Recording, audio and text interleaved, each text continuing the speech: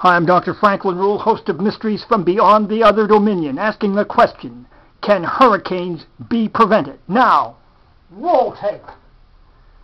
Ask the key question of the day. Could Hurricane Katrina possibly been prevented? Now, I'm very infuriated about a number of aspects of that devastating event. For example, we have 164,000 men stationed in Iraq where they don't belong. They should have been on the home front where they could have been saving lives down on the Gulf Coast. Secondly, 40 years ago, there's a proposal to reinforce the levees around Louisiana, around New Orleans. Environmentalists put the kibosh on that. More recently, the Bush administration refused funds for reinforcing those levees. And then when doctors went to the New Orleans airport, where a number of sick and injured people were, FEMA would not let them treat them because of insurance concerns and asked those doctors instead to mop the floors. So all of these, very infuriating. But there's a more fundamental principle that angers me, that we did not try to prevent the formation of Katrina. Now, 7 weeks before Katrina, there's a meeting of atmospheric physicists in Washington. This is in early July, and they came up with a number of very serious proposals for interfering with the formation of hurricanes. For example, one MIT atmospheric physicist argued that we could take 20 jet engines and place them on a barge in the path of the hurricane, run them for 12 hours. Their exhaust would draw up hot moisture from the ocean and deprive the hurricane of that vital moisture. Now, it turns out that if you can just cut down the amount of moisture in a hurricane by 10%, you cut its power by an astounding 50%.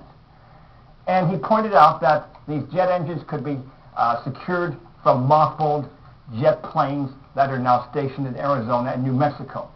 Another very interesting proposal, to dump liquid nitrogen from submarines into the Gulf where a hurricane's about to pass over, cooling the water. Again, they need that warm water. That's why we don't have hurricanes on the Pacific coast. The water's a bit too cool. Another proposal, to suffuse the water the hurricane's passing over with a biodegradable oil that would interfere with the hurricane absorbing that moisture. And two other proposals, dumping with jets Dynagel, which is used to absorb moisture in diapers over the hurricane, or just plain salt.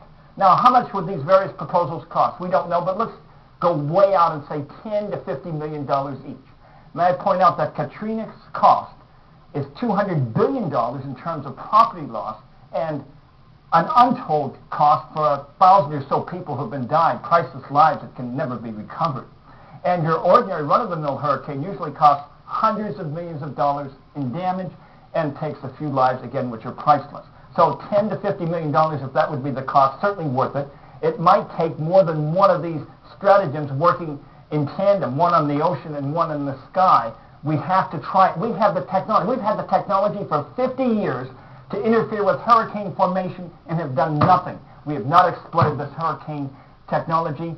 This infuriates me because I saw CNN at that time, Hurricane Center director, scoffing at these various proposals.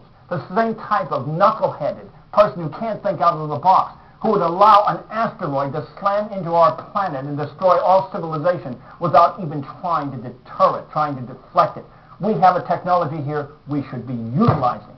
And because we don't, I'm infuriated. At least try. Now, until next time, may the power of the cosmos be with you. Yes, yes, yes.